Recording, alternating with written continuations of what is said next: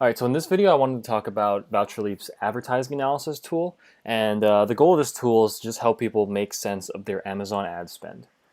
We hear complaints all the time that people don't understand why their sales are performing so bad, even though they're spending so much money in advertising, and kind of where this money is going and how they should, what they should do to optimize it.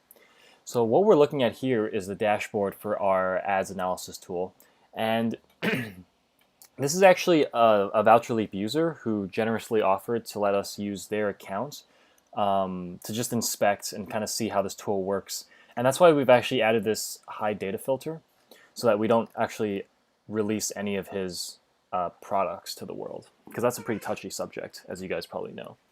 And this is really helpful to be able to just turn this on, and you can then share your screenshots of your ad performance with the rest of the community so that they could see what's going on. So looking at his ad spend, you'll see that in total he spent $4,000 and has made $10,000 approximately in rev sales, and his overall ACoS for his account is 36%. So there's two ways that we can get this data into VoucherLeap. One way is you can actually just upload your search term reports right here. Right, so if you visit this link, you'll have an option to download a search term report. If you upload it, we'll analyze it and tell you the results of our analysis. The other way that I think is more recommended and more powerful is that when you first visit this page, it'll ask you to enter a access token and a seller ID. And you can get those by following the instructions in that prompt. And if you give those, we'll actually download your reports weekly without you having to do anything. So every week you come back, you'll have a new report, and we'll break down the analysis of that report for you and kind of give you some advice as to what you can do to help optimize your campaigns.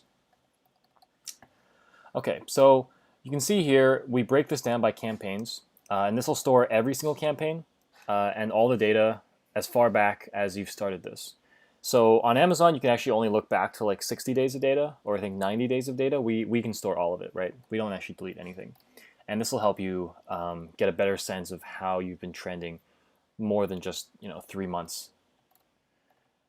And you can see that clearly he has weekly reports turned on, and that's why you see reports from every single week. These are daily reports. We have an option for that, but they're a little bit tough to manage because sometimes if you just request a daily report, the data is not yet ready for that day. And so it'll look like you spent a ton of money and had no sales. So we actually don't advise you turn that on, but it's definitely an option. All right, so I'm going to dig into one of these reports here.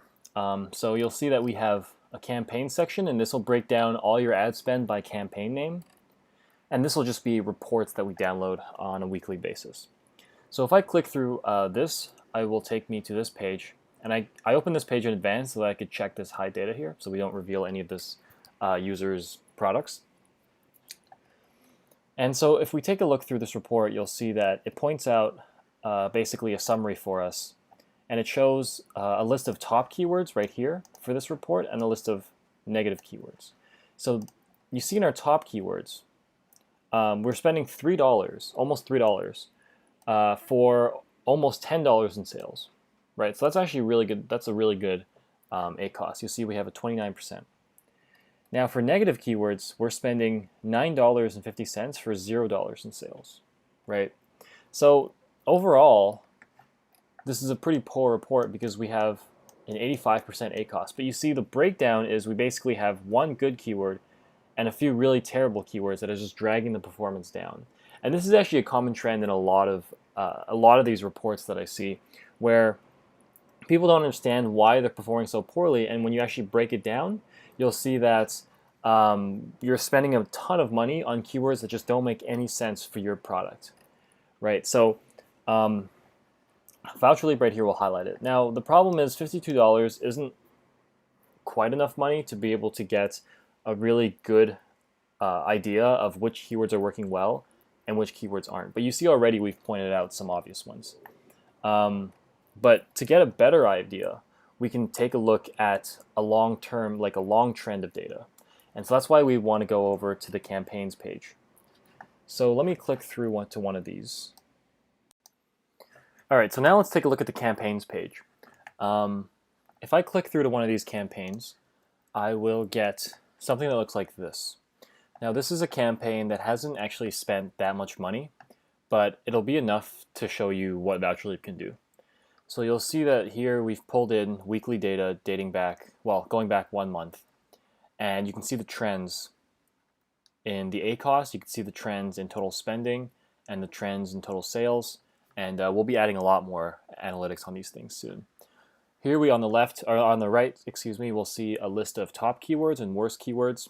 So the problem with this campaign, I guess, is that there hasn't been enough money spent on it. And so probably this is a good keyword, this one's a good keyword, and this one's a good keyword. These two are harder to tell. And these negative keywords are also kind of, there's just not enough spend. And so it's hard to make judgments based on such little data. But, it'll be enough to see what's going on here. So if we scroll down, we can see our full campaign report. So this will aggregate all of our keywords over the past entire history of this campaign. So if you've used Amazon's tool at all, you'll see that you can only request up to, I think, 2 or 3 months of data.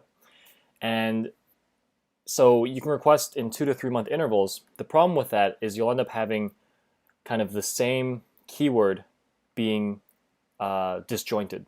So on one report, you'll have some keyword, you have this keyword, right, with some spend, some sales, some ACoS, and then in the next report, 3 months later, you'll have that same keyword with other numbers, but you won't be able to kind of easily put these numbers together to get kind of the 6-month overview of that keyword, if that makes any sense. So this campaign will aggregate all the data in your entire campaign's history, and it will be able to put them together, so you'll be able to see kind of for your entire history of this campaign how these keywords have been performing.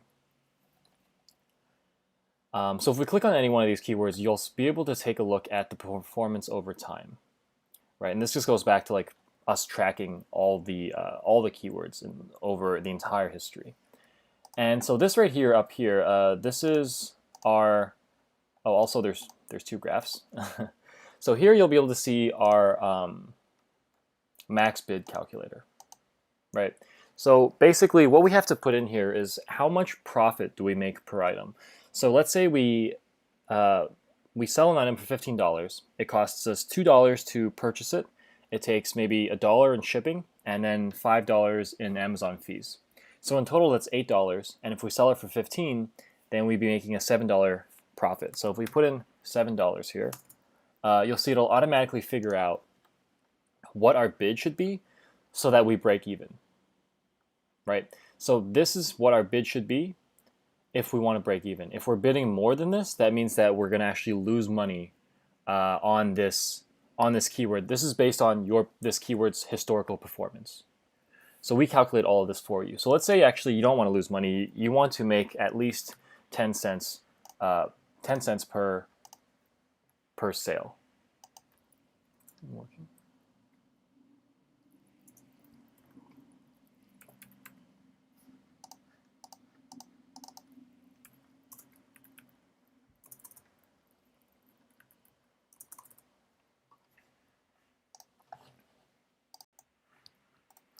All right, so now if I click on one of these keywords here, it'll give us more details about it.